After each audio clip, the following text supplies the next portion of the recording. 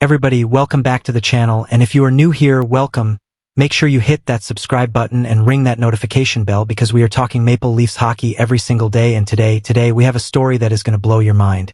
We are talking about a potential blockbuster trade between two Canadian franchises, a deal that could completely reshape the Toronto Maple Leafs forward group heading into the 2026-27 season.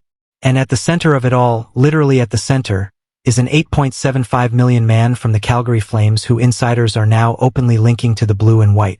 So if you're a Leafs fan and you've been waiting for some real, substantive off-season news, sit back, relax, strap in, and let's dive deep into this one because there is a lot to unpack here.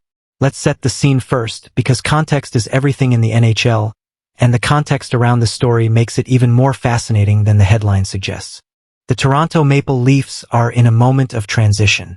After a brutal 2025-26 campaign that saw the organization miss the playoffs for the first time since 2016, the Maple Leafs front office made sweeping changes. We're talking about the dismissals of general manager Brad Treliving and head coach Craig Berube. That's how bad it got in Toronto. The organization was shaken to its foundation, and when the dust settled, the Leafs were staring at a roster that clearly needed to be rebuilt around Austin Matthews and William Nylander, with a completely different supporting cast. And that rebuild, folks, is happening right now in real time this offseason. The Leafs have already been active. They selected Gavin McKenna first overall in the 2026 NHL draft, which is a franchise-altering move in itself.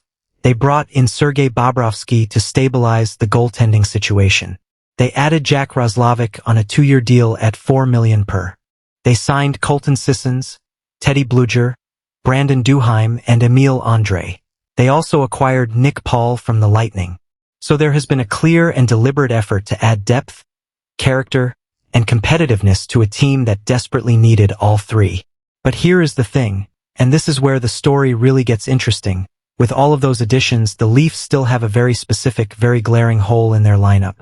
They do not have a dependable third-line center who can handle real two-way responsibilities, contribute on the power play, and take meaningful face-offs. And that hole? That is exactly where the Calgary Flames' Morgan Frost fits like a glove. Morgan Frost. If you haven't heard that name yet, let me introduce you, because this is a player who has everything the Maple Leafs are looking for. Frost is 27 years old. He was a 2017 first-round pick, and he is entering the final season of his 2-year, $8.75 million contract with the Flames, which means he carries a cap hit of $4.375 million per season. Now I know what some of you are already thinking. Why would the Leafs want a rental? Why would they give up assets for a player who is gone at the end of the year? And that is a completely fair question. But I want you to think about this differently because this is not just a rental situation. This is a calculated, strategic acquisition by a team that is trying to bridge the gap between where they are today and where they want to be tomorrow. Let's talk about what Frost actually did this past season in Calgary, because his production numbers are legitimately impressive. In 82 games, a full season, not a partial campaign, Morgan Frost put up 22 goals and 43 points. Now, in the context of a Calgary Flames team that was going nowhere fast, that was openly committing to accumulating younger assets and future draft capital, that extended their playoff drought to 4 consecutive seasons, 43 points from your third-line center is outstanding. It means Frost was producing in a vacuum, without the benefit of elite line mates or a powerhouse offensive system. Imagine what he could do skating alongside the kind of talent the Maple Leafs have up front. Imagine what that line looks like in Toronto. And the insiders have taken notice. This isn't just speculation from a random blog in the middle of the night. Multiple credible sources and NHL analysts have been vocal about this connection.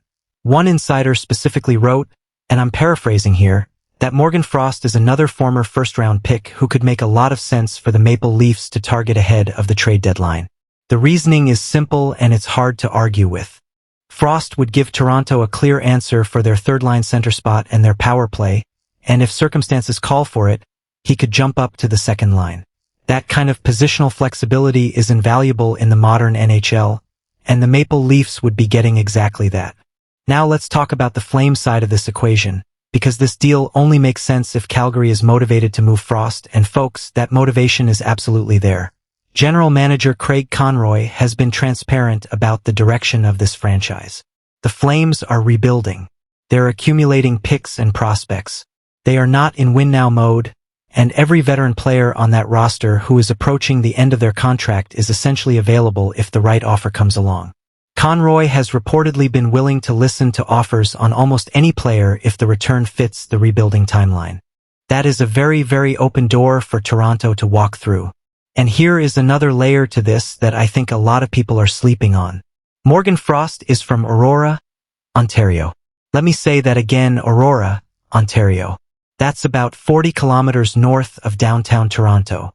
His dad, Jim Frost, used to be the Maple Leafs PA announcer. So this man literally grew up listening to his father announce names inside Scotiabank Arena. Coming to Toronto would not just be a hockey decision for Morgan Frost. It would be a homecoming. It would be one of those stories that the hockey world absolutely eats up, and the Leafs fanbase would embrace him immediately. In a city that is starving for a winning team and a feel-good story, the return of the local kid to the blue and white is the kind of narrative that sells tickets, sells jerseys, and genuinely excites the entire market. But let's bring it back to hockey because at the end of the day, a trade has to make sense on the ice, not just in the press. And what makes Frost such an intriguing target is that the Maple Leafs actually need exactly what he provides. Look at the Leafs depth chart at center right now. You've got Austin Matthews as your number one, John Tavares, who is still on the books on a renewed deal. But after that, it gets thin very fast. The additions of Bluger, Sissons, and Roslovic address some of the depth needs, but none of those players are natural third-line centers in the way Frost is. None of them have the offensive upside or the power play utility that Frost brings to the table. He fills the exact void that exists in Toronto's roster construction, and he fills it in a way that allows the Leafs to compete right now while also having the flexibility to reassess at the end of the season. The expected trade return is also something worth discussing, because this isn't going to be a blockbuster, asset-draining deal. The hockey writers and other analysts who have proposed trade scenarios for this deal have suggested the Flames would likely be looking for a second-round pick and a player back. That's it. For a 27-year-old center with 22 goals, 43 points, first-round pedigree, and the ability to play on the power play. That is an incredibly reasonable price. The Leafs are not blowing up their prospect pipeline for Frost. They are not surrendering a first-round pick. They are giving up mid-level assets for a proven NHL contributor who address one of their most urgent lineup needs. In any front office in the league, that calculus makes total sense. And this is where the off-season timing matters too. We are heading into the 2026-27 season with the Maple Leafs in a very interesting position. They have the number 1 overall pick locked in with Gavin McKenna on the way. They have a revamped defensive group after adding Darren Radish and shoring up the blue line. They have a new goaltending tandem led by Bobrovsky. The pieces are coming together. But a playoff push in 2026-27 requires a complete 23-man roster, and right now, the third line is the biggest question mark on this team. Adding Frost answers that question immediately and completely. Let's also think about the power play dimension, because Frost isn't just a 5-on-5 player. He has the offensive instincts and the hands to be a legitimate weapon on the second power play unit. The Maple Leafs have struggled to generate consistent offense beyond their top unit, and inserting a player of Frost's caliber into that second unit changes the dynamic in a meaningful way. Teams can no longer take a breather when the Leafs go on the man advantage knowing that the second unit is just a filler group. With Frost in the middle, every power play becomes a threat, and that opens up so much space and so many opportunities across the lineup. Now I want to address the counterarguments here, because no trade discussion is complete without looking at the other side. The biggest criticism of a Frost trade is the rental concern. He is in the last year of his deal and there's no guarantee he re-signs in Toronto. That's a real and legitimate concern. But consider this, the Maple Leafs are not going to break the bank to keep Frost. He'll see how the team is constructed, how the season goes, whether this team can legitimately compete, and that will influence whether a re-sign happens.